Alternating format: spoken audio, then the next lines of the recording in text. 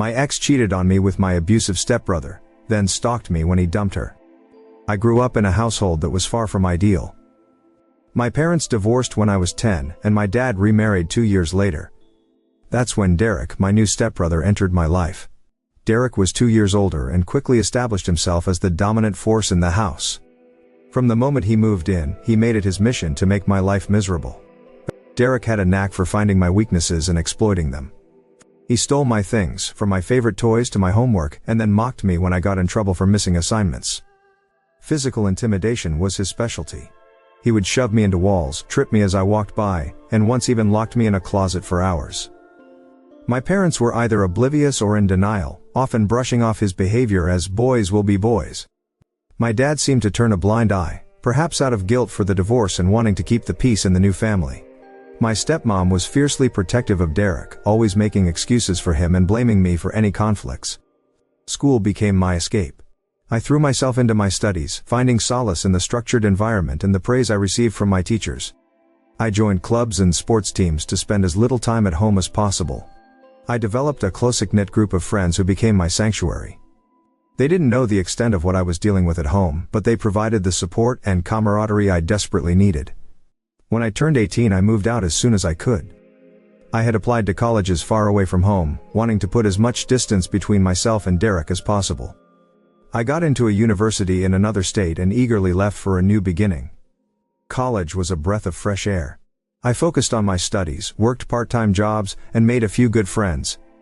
Life was starting to look up. The freedom was intoxicating. For the first time, I felt like I had control over my life.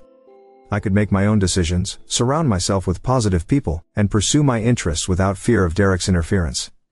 I flourished academically, earning top grades and gaining the respect of my professors. I even started dating, though cautiously, always wary of letting anyone get too close. Despite the distance, the scars from my past lingered. I had nightmares about Derek, waking up in a cold sweat with the echoes of his taunts ringing in my ears. I often found myself looking over my shoulder, half expecting him to be there.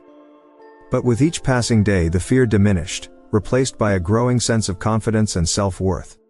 I was determined to build a life that Derek couldn't touch, a life filled with genuine relationships and accomplishments.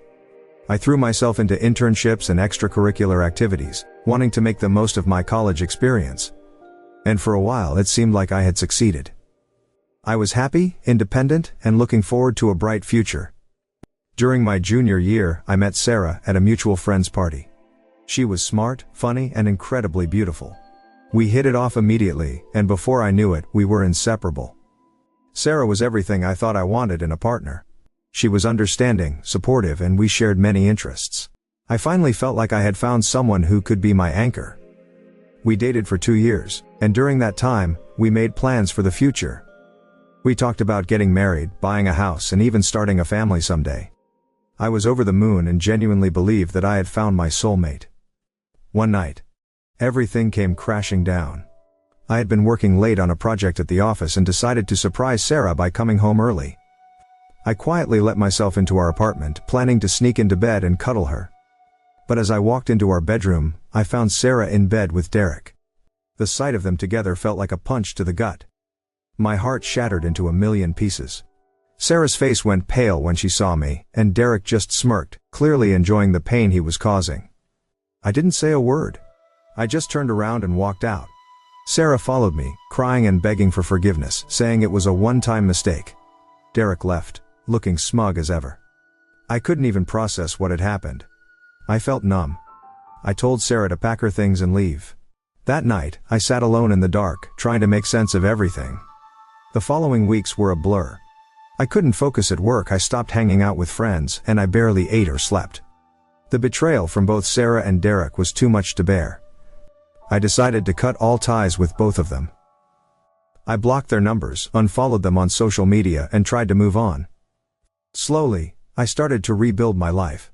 I threw myself into work, started going to the gym, and even went on a few dates. But the trust issues were there, and I couldn't shake the feeling of betrayal. About 6 months after the incident, Sarah started reaching out to me again.